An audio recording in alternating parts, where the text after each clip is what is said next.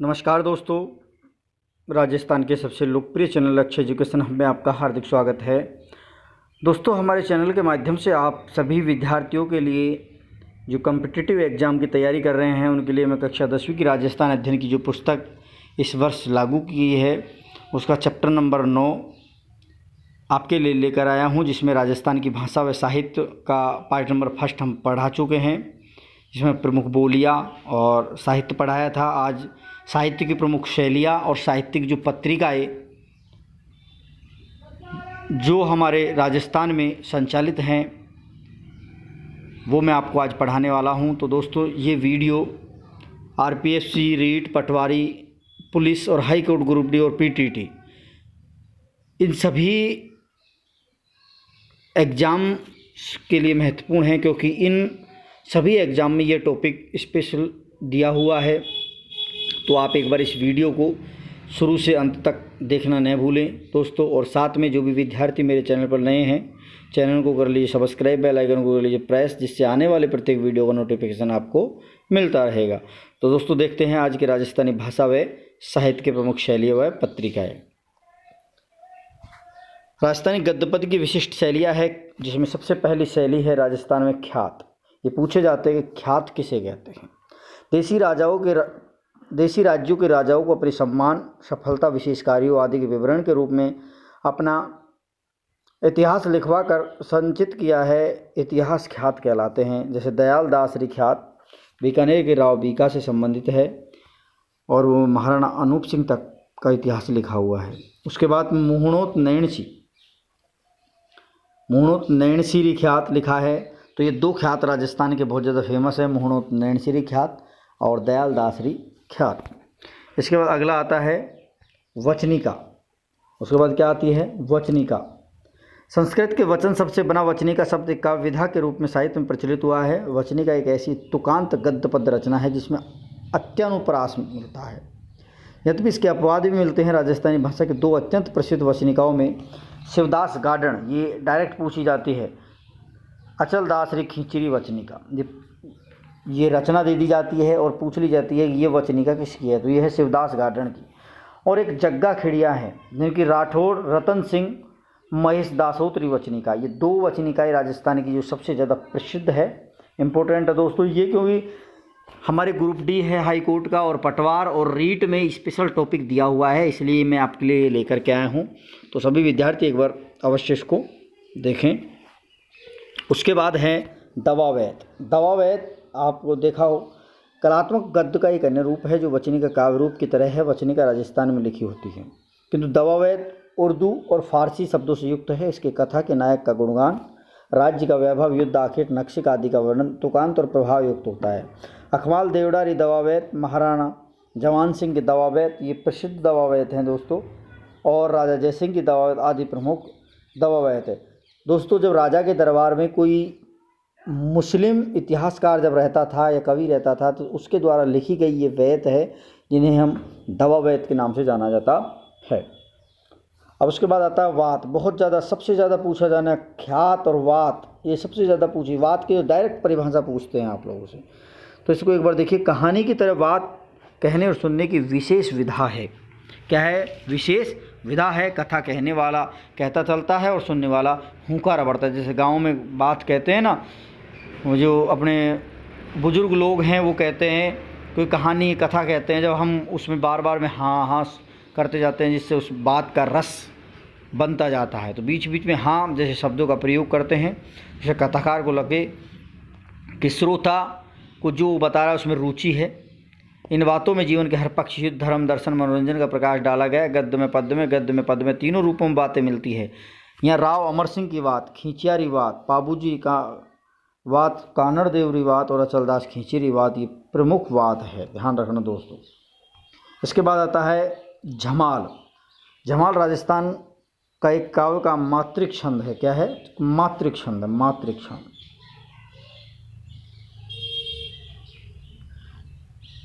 इससे पहले पूरा दोहा, फिर पांचवें चरण में दोहे के अंतिम चरण को दोहराया गया है। राव इंद्र सिंह की झमाल राजस्थान की सबसे फेमस झमाल है, इम्पोर्टेंट है दोस्तों, एक बार इसको अवश्य देखें। उसके बाद आता है झूलना। झूलना राजस्थानी काव्य का मात्रिक छंद है। ये भी 24 अक्षर के वर्णित छंद के अंत में यगण होता है। और अमर सिंह राठौर रा झूलना, राजा गज सिंह रा झूलना, राव सुल्तान देवड़ा रा झूलना आदि झूलने फेमस माने गए हैं। उसके बाद आती है पर्ची। संत महात्माओं के जीवन पर क्या लिखी गई? संत महात्माओं के जीवन पर राजस्थानी भाषा में जिस पद रचना में मिलता है उसे पर्ची कहा जाता है। संत नामदेव री पर्ची, कबीर री पर्ची, संत रैदास री पर्ची, संत पीपारी, संत दादूरी, मीरा री पर्ची आदि प्रसिद्ध मानी गई है। प्रकाश, किसी वंश अथवा व्यक्ति विशेष की उपलब्धियों को घटना विशेष पर प्रकाश डालने की कृतियों को प्रकाश कहा गया है। किशोरदास का राज प्रकाश, किशोरदास का क्या है? राज प्रकाश। आसिया मानसिंह का महस्य प्रकाश और कवि कर्णिदान का सूरज प्रकाश बहुत ज़्यादा इम्पोर्टेंट है। ये कवि कर्ण जो दान है उनका सूरज प्रकाश है। ये बहुत बार एग्जामों में पूछा गया है। और इस साल 2 प्रकाश और आपके लिए जो मैं इस बुक के माध्यम से बता रहा हूँ, एक राज प्रकाश और एक दूसरा है महयश प्रकाश। उसके बाद मर्ष्या, राजा या किसी व्यक्ति विशेष की मृत्यु के बाद शोक व्यक्त करने के लिए मर्ष्या काव्यों की रचना की जाती है, जिसमें व्यक्ति के चारित्रिक गुणों के अतिरिक्त उसके अन्य महान कार्यों का वर्णन किया जाता है। राणो जगपत या मरसा मेवाड़ के महाराणा जगत सिंह की मृत्यु पर शोक प्रकट करने के लिए जो लिखा गया जो मर्ष्या है, जो फेमस माना गया है। उसके बाद आता है रासो। मोतीलाल मेनारिया, ये राजस्थान के इतिहासकार हैं, लेखक भी हैं। मोतीलाल मेनारिया ने जिस काव्य ग्रंथ में किसी राजा की कीर्ति, विजय, युद्ध, वीरता आदि इसका विस्तृत वर्णन हो उसे रासो कहा जाता है। क्या कहा जाता है? रासो। रासो ग्रंथों में चंद्रवरदाई का पृथ्वीराज रासो, नरपति नाल्य का बीसलदेव, गिरधर आशिया का संगत रासो और दलपत विजय है। ध्यान रखना, दौलत नहीं है दोस्तों, दलपत विजय। दलपत विजय का क्या है? खुमान रासो। कौन सा रासो है? खुमान रासो। दलपत विजय का है खुमान रासो। ये दौलत विजय नहीं है, ये गलत है आपका, ये दलपत है। उसके बाद कुंभकर्ण का रतन रासो, जोधराज का हम्मे रासो प्रमुख ग्रंथ माने गए हैं। उसके बाद आता है रूपक। किसी भी वंश अथवा व्यक्ति विशेष की उपलब्धियों के स्वरूप को दर्शाने वाली काव्य कृति रूपक कहलाती है। क्या कहलाती है? रूपक कहलाती है। गुण रूपक, रूपक, गोगा, देजीरो या राज रूपक आदि प्रमुख काव्य माने गए हैं। इसके बाद आता है विगत। विगत से किसी विषय का विस्तृत विवरण प्राप्त होता है, जिसमें इतिहास की दृष्टि से शासक, उसके परिवार, राज्य के क्षेत्र, प्रमुख व्यक्ति, उसके राजनीतिक सामाजिक व्यक्तित्व का वर्णन मिलता है। विगत के उपलब्ध आंकड़ों आर्थिक दृष्टि से भी उपयोगी रहे हैं। मोहनोत नैणसिरी, मारवाड़ रा परगनारी। विगत प्रत्येक परगने की आबादी, रेख, भूमि, किस्म, फसल, हल का हाल, सिंचाई का साधन आदि की जानकारी प्राप्त होती है। उसके बाद आती है वेली। वेली भी राजस्थान की बहुत ज़्यादा प्रसिद्ध है। यहाँ वेली छंद में लिखे गए जो ग्रंथ हैं इनमें विविध विषय रहे हैं, धार्मिक, ऐतिहासिक। यहाँ दईदास जैतावत री वेली, रतन शिखावत री वेली, राव रतन री वेली प्रमुख वेली है। वेली परंपरा की प्रमुख रचना पृथ्वीराज राठौड़ लिखित वेली कृष्ण रुक्मणी, ये सबसे ज़्यादा इम्पोर्टेंट है। पूछा जाता है डायरेक्ट ग्रंथ कि वेली परंपरा का सबसे प्रसिद्ध ग्रंथ कौन सा है, तो वेली कृष्ण रुक्मणी जो पृथ्वीराज राठौड़ के द्वारा लिखा गया है। साखी। साखी का मूल साक्षी से बना है। साखी परक रचनाओं में संत कवियों ने अपने द्वारा अनुभव किए गए ज्ञान का वर्णन किया है। साखियों में सौठा छंद का प्रयोग होता है। कबीर की प्रसिद्ध जो साखियाँ है वो सभी सौठा में लिखी गई है। श्लोका है साधारण पढ़े लिखे लोगों के द्वारा लिखे गए, इसलिए जनसाधारण की भावनाओं को आमजन तक पहुंचाना। राव अमर सिंह रा श्लोका, अजमाल जी रो श्लोका, राठौड़ कुशल सिंह रो श्लोका और भाटी केहर सिंह रो श्लोका आदि प्रमुख श्लोक माने जाते हैं। इसके बाद आधुनिक साहित्य देखते हैं। आधुनिक साहित्य बहुत ज़्यादा फेमस है, इम्पोर्टेंट भी है, क्वेश्चन बनता भी है दोस्तों। तो एक बार पूरा इस वीडियो को शुरू से अंत तक देखें। और जो भी विद्यार्थी मेरे चैनल पर नए हैं, चैनल को कर लीजिए सब्सक्राइब, बेल आइकन को कर लीजिए प्रेस, जिससे आने वाले प्रत्येक वीडियो का नोटिफिकेशन आपको मिलता रहेगा। क्योंकि दोस्तों ये वीडियो आप पूरा नहीं देखोगे तो आप एग्जाम को क्रैक नहीं कर पाओगे, क्योंकि यहाँ से आपको 2 क्वेश्चन प्रत्येक एग्जाम में मिलने वाले हैं। मारवाड़ के कवि राजा बांकीदास और बूंदी के सूर्यमल मिश्रण ने राजस्थानी जनमानस में जिस राष्ट्रीय चेतना का बीज बोया, वही आगे चलकर आधुनिक काल के अनेक कवियों की कविताओं में प्रकट हुआ। इनके साथ हिंगलाज दान जो कवि हुए हैं, हिंगलाज दान, और एक हुए हैं शंकरदान शामोर का नाम भी जरूरी है। कि आधुनिकता का संबंध केवल काल से ही नहीं अपितु विचार से, सोच से है। जीवन को देखने, समझने और वैचारिक दृष्टि और यथार्थपरक दृष्टिकोण आधुनिकता की विशेषता है। कवि उमरदान की कविताओं का में संवत 1956 से अकाल से दुखी जनता का मार्मिक चित्रण है। साथ ही पाखंडी साधुओं का बेनकाब और रामनाथ कविया की एक रचना है, रामनाथ कविया की द्रौपदी विनय। कौन सी है? द्रौपदी विनय में नारी चेतना को जागृत किया गया है। उसको केसरी सिंह बारठ, विजय सिंह पथिक, जननारायण व्यास, हीरालाल शास्त्री, गोकुल भट्ट, माणिकलाल जन कवि गणेशी लाल व्यास राजस्थान के ऐसे कवि जिन्होंने आज़ादी की लड़ाई के लिए भाग लेने के साथ साथ लड़ाई के लिए अपने कलम को हथियार बनाया। गणेशी लाल व्यास ऐसे कवि हैं जिन्होंने खुद आज़ादी की लड़ाई में भाग लिया और आज़ादी के बाद अपने मोहभंग को कविता में प्रखर रूप से प्रकट किया। रेवत दान चारण की रचनाएं सामंती शोषण के प्रति आमजन को जगाने का काम करती है। राजस्थान के अनेक कवियों ने जन की अपनी बात पहुंचाने के लिए कवि सम्मेलनों को माध्यम बनाया। एक समय था जब राजस्थानी कवि मेघराज मुकुल की एक रचना है शैनाणी, जो बहुत ज़्यादा फेमस है। मेघराज मुकुल की में कवि सम्मेलनों को सर्वाधिक लोकप्रिय कविता मानी जाती थी, क्योंकि सबसे ज़्यादा कवि सम्मेलनों में मेघराज मुकुल है। उसकी शैनानी के जो दोहे हैं, पद हैं, वो वाचन किए जाते थे। सत्यप्रकाश जोशी अपने मौलिक गैर पारंपरिक सोच के साथ अलग स्थान रखते। 1960 में प्रकाशित उनकी काव्य कृति राधा इस दृष्टि से उल्लेखनीय है। जहां आम राजस्थानी कविता युद्ध का गौरव गान करती है, वहीं जोशी अपनी नायिका राधा के माध्यम से श्री कृष्ण को यह संदेश देकर भयंकर युद्ध टाल दे। युद्ध के विरोध में खड्डे दिखाई देते हैं। इसी प्रकार कन्हैया लाल सेठिया जिनकी गीत धरती दोहरारी तो राजस्थान के आदर्श गीत माने जाते हैं। उनकी रचनाओं गहरी नींद में सोई हुई आत्मा को जगा देती है। ऐसी क्षमता रखती है कि मीझर और लीलटास, ये भी दोनों किसकी हैं? कन्हैया लाल सेठिया की रचनाएं मीझर, लीलटास। सेठिया की प्रमुख काव्य संग्रह है धरती दोहरारी, मीझर, लीलटास, और भी हैं काफ़ी महत्वपूर्ण जो मैं आपको बता देता हूँ।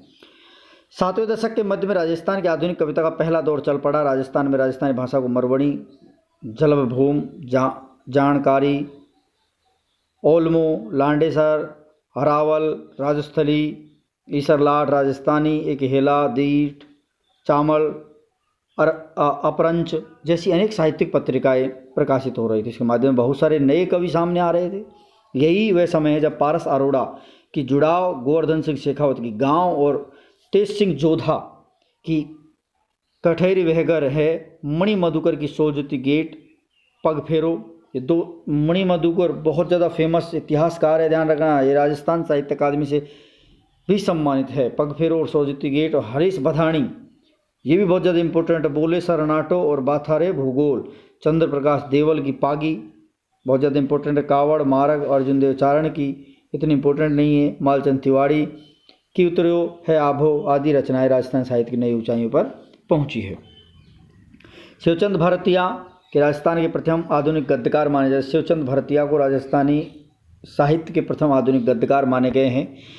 रानी लक्ष्मी कुमारी चूड़ावत जो राजस्थान में एकमात्र महिला है जो वीरता से संबंधित रचनाएं करती हैं, लिखती हैं। अतीत से सजीव करने वाली ऐतिहासिक सांस्कृतिक गरिमापूर्ण कहानियाँ लिखी। मांझल रात, अमोलक बाता, मूमल, ये सब किसकी हैं? गिरा ऊंचा ऊंचा गढ़ा, केरे चकवा बात आदि ये लक्ष्मी कुमारी चूड़ावत है, इसके द्वारा लिखी गई रचनाएं हैं। विजयदान देथा की बातारी फुलवाड़ी 13 खंड हैं। कितने खंड है बातारी फुलवाड़ी में? 13। श्रृंखला से राजस्थानी यत्र तो बिखरी लोक कथा वैसा अनूठा संकलन किया कि उन्हें खूब प्रसिद्धि मिली। विजयदान देथा के अनुसार कुछ राजस्थान की जो हिंदी कहानी ग्रंथ लिखे हैं, दुविधा, उलझन, आलेख हिटलर, सपन प्रिया, अंतराल आदि। दुविधा नामक विजयदान देथा की कृति पर पहेली नामक फिल्म भी बन चुकी है। ये पूछा जाता है कि विजयदान देथा की कौन सी रचना है जिस पर पहेली फिल्म बनी है, तो वो है दुविधा रचना है जिस पर पहेली फिल्म बनी है। उल्टा सुल्टा कैसे पूछ ले, दुविधा पर पहेली, पहेली पर दुविधा। किसकी है? विजयदान देथा की। और एक इनकी कृति है चौधराइन की चतुराई, चौधराइन की चतुराई को बेहद पसंद किया गया है। अलवर के एक महान इतिहासकार है यादवेंद्र शर्मा चंद्र की कहानियाँ हैं। जमारो, समंदर अर्थार संग्रहित है। कुछ उपन्यास है हु गोरी किण पीयू, जोग संजोग, चंदा सेठनी आदि हैं। इसके बाद नथमल जोशी की कहानी, परिणोरी कंवारी उपन्यास है। आभा पटकी, धोरोरी धोरोई, एक बीणनी दो बीण बहुत प्रसिद्ध है। प्रसिद्ध कहानीकारों में डॉक्टर नरसिंह राजपुरोहित, अन्ना राम सुदामा, रामेश्वर दयाल श्रीमाली, डॉक्टर मनोहर शर्मा और सांवरदैया आदि प्रमुख माने गए हैं। कुछ साहित्यिक पत्रिका हैं वो भी देख लेते हैं। साथ साथ में राजस्थान की साहित्यिक पत्रिका का वैभव इतिहास रहा है। इस साहित्यिक लघु अनियमित कालीन पत्रिका को राजस्थान के लेखन को ही गति प्रदान करने के साथ हिंदी प्रदेश के साहित्यकारों को भी एक मंच पर प्रदान किया। बीकानेर के वातायन, ये हरीश बदानी की क्या है, हरीश बदानी की सबसे ज़्यादा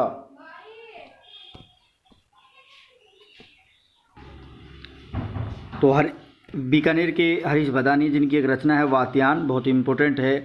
अजमेर की लहर, ये भी एक पत्रिका है प्रकाश जैन की, भरतपुर की और विजेंद्र की है। कांकरोली का संबंध कमर मेवाड़ी की है, बहुत ज़्यादा इंपॉर्टेंट है, ध्यान रखें। कांकरोली का संबंध, ये कमर मेवाड़ी है जो कांकरोली राजसमंद से है और इन्होंने कांकरोली का संबोधन लिखा है। एक अलवर की कविता है वो भी बहुत ज़्यादा फेमस है, अलवर की कविता। ये किसकी है दोस्तों, ये भागीरथ भार्गव ने लिखी है अलवर की कविता। उदयपुर के बिंदु ने अनेक लेखकों को गंभीर और स्तरीय मंच प्रदान किए हैं। साथ में संप्रेषण एक पत्रिका है चंद्रभानु भारद्वाज की, मधुमाधवी है नलिनी उपाध्याय के साथ राजस्थान साहित्य अकादमी की पत्रिका है मधुमती